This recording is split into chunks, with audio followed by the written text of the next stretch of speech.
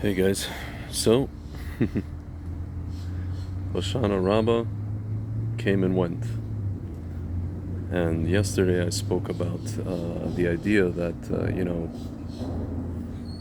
Iran, the Iranian regime, are the modern day version of the Nazis, and how you know I guess the war of Gog and Magog was supposed to start is supposed to start on Hoshana Rabbah, which is today, and everybody, not everybody, but a lot of people suspected that something would happen, and nothing happened. And I noticed a lot of people online, kind of scoffing and saying, "Oh, it's more soothsaying." And of course, the people that say these things, they're always going to push, they're always going to kick the can down the road, and it's always like that. It's always, okay, it's not today; it's going to be soon, soon, soon. And it's funny, that made me think about how, I always talk to my friend Frank, and I ask him, why is it that a lot of people in the Orthodox world, not the majority, but a lot, when you mention just the idea of Moshiach, and you mention the whole study of Moshiach and the arrival of Moshiach, and even got so much as counting or calculating when it would arrive, people get very skittish about it, and they don't even want to talk about it. They don't even want to hear about it, right? And my friend explains that basically, do you understand how disappointed everybody has been? He goes, you and I grew up secular, right? And we're relatively new to this whole idea, right? Of Mashiach, and we're looking at current events, and we're excited about it, and we anticipate it, and we et cetera, right? And a lot of people, they come from generations of people who have been waiting for Mashiach. Actually, I also do, technically, but there was an unbroken chain, right? And so now they're just kind of like, okay, well, we've been waiting, as Judge Smails like to say in Kadeshak, well, we're waiting, right? And it hasn't happened, right? And people keep telling us, and the rabbis keep telling us, and the leaders keep telling us, okay, yeah, it's coming, Mashiach's coming, he's so close, he's very close. And even in this generation, he's so close, he's very close, we're in the era of Mashiach, and people just don't want to hear about it anymore, right? To the point of, where somebody comes out and brings even a source that points to something, they say, oh yeah, he's gonna. Guys, I pointed out that some of these same people who don't necessarily want to hear about Mashiach are, at the risk of getting into another discussion, are the same people who tell me or anybody else who has a, who's been through a lot of stuff in their, dating life and shidduchim, and all these kind of near misses, that oh, come on, all you got to do is believe, and every, what do they say, every relationship or every failed shidduch is just one step closer to the real person, to the person that you're meant to be with. All you got to do is believe. And so we like to say, people like me, hello, we've been disappointed a lot, just like the people who have been disappointed with Mashiach. There are people who have been disappointed with looking for their zivug, right? But there doesn't seem to be this, understanding or empathy. Let's put it that way, or they're not making a connection, right? But with all that said, guys, I've just been thinking about the fact that I think that it's true what they say, that yes, we will be kicking the can down the road. Why? Because if you've noticed, that's how Hashem operates. Hashem operates in a way that, first of all, we can't really fully understand, at least not yet. And secondly, Hashem is the ultimate can kicker. Hashem is really the one where we just he's the one that kicks, so to speak, the can down the road, and we allow him to kick the can down the road. How do we know that? Because we know that there's like decrees in heaven, in Shemayim, right? And we know that there are ways to annul them, right? So today, for example, Hoshana Rabbah, we know that today is a very, very powerful day to annul any decree that has been decreed against us. Right? Today is like the final kind of appeal, so to speak, day in the court. I mean, we're told, oh, Rosh Hashanah is the court, and Yom Kippur is the seal, etc., etc. But folks, we have, after Yom Kippur, we have the entirety of the rest of Tishrei to appeal, to submit appeals after appeal after appeal, to find the right, so to speak, courthouse, as it were. There's many different courthouses in the main, in Hashem's legal, so to speak, system of justice. Just like, here, let's say in America, if you find the right judge, not to, God forbid, bribe him or give him any money, but if you find the right judge, you rule in your favor, depending on the things that you do, depending on your deeds, depending on, in this case, the things you say. If the things you say are, kind of to Hashem's liking, as it were, right? At least that's the idea, right? We don't know the full calculations, we don't know the full heshbonot, but at least that's what we're told. It's been explained to us, right? And so, yes, Hashem is kicking the can down the road when it comes to these things.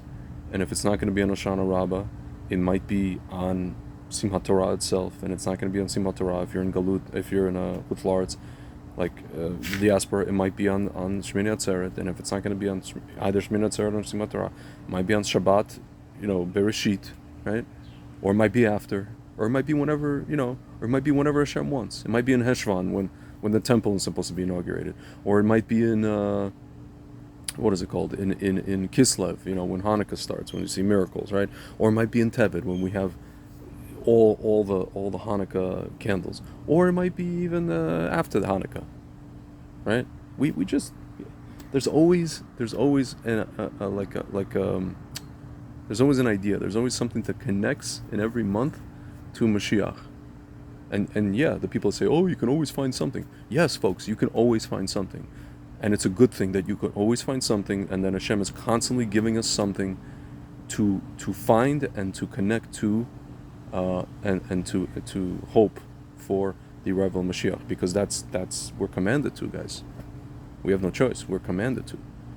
And if you want to say, yeah, you've been disappointed, listen, again, put yourself in the shoes of every person who's been waiting for their personal Geulah. When it comes to Shidduchim, when it comes to Parnasa, but when it comes to anything on God's green earth that they're, supposed to do just to live as a human being, as a Jew, to fulfill their commandments, right? They're waiting for the personal Geula. And just like you tell them, oh, it's always gonna, you just have to daven to Hashem, and it's coming, don't worry, you'll find the right one, or Parnasa is gonna come, and this is gonna, it's gonna be okay, what is it? Try talk good, Zion good, think good, it'll be good. Just like we're told that with every single thing on God's green earth, in this tangible space that we could see, that we could feel, it's the same thing with Mashiach, my friends. It's the same thing. And yes, if it doesn't happen today, like our sages talked about Hoshana Rabbah or Sukkot, or maybe it doesn't happen this year, it's gonna happen. Like my friend Frank likes to say, Hashem is, in the end, is going to get what he wants. He's going to get what he wants. It's just a matter of how and when, but he will get what he wants. Maybe we're going to have to watch, look at, experience all this sheker and all this stuff. God forbid, I don't want any more of it, but who knows, right? But he's going to get what he wants. And yes, Mashiach is going to come. We have to, we don't have another choice. Folks, we don't have another choice. Rambam's principles of faith. Believe in the Mashiach and belief in the resurrection of the dead. As crazy as all that sounds, we don't have a choice. Guys, I mean, you can look at me all you want, you can look at me like I have 7 heads all you want, but you know what I'm saying is true. You're kicking the can, you're going to kick the can down the road. Folks, yes, I'm going to kick the can down the road as long as it flippin' takes. Absolutely correct. This is what and I'm not a tzaddik, I'm not any sage, but this is what our tzaddikim said, this is what our sages said, and they still say, and we have to. And yes, we're gonna be disappointed, we're gonna be upset, we're gonna be, we're gonna have our faith, our emunah challenged, we're gonna cry, we may even get to another, God forbid, Tisha B'Av, and sit on the floor, and God forbid, there won't be a temple for another year, and we keep going. Again, folks, you're telling me, it's one step closer to the right person, you have to believe, you have to daven, you have to do mitzvah, you have to do, say to Tehillim, go here, go there, talk to this person, talk to that, go to this event. No, I'm tired of the, this is me talk. I'm tired of the events. I'm tired of all this stuff. No, but you must. Don't be so negative. Folks, I'm telling you what you tell me. Don't be so negative. Keep davening. Keep going to these Moshiach events or whatever, shurim. Keep talking to these rabbis who tell you about Moshiach. Keep listening to, yes, because we have to.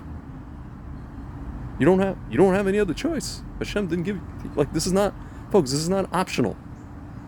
This is not like, what is it called? A la carte Judaism here.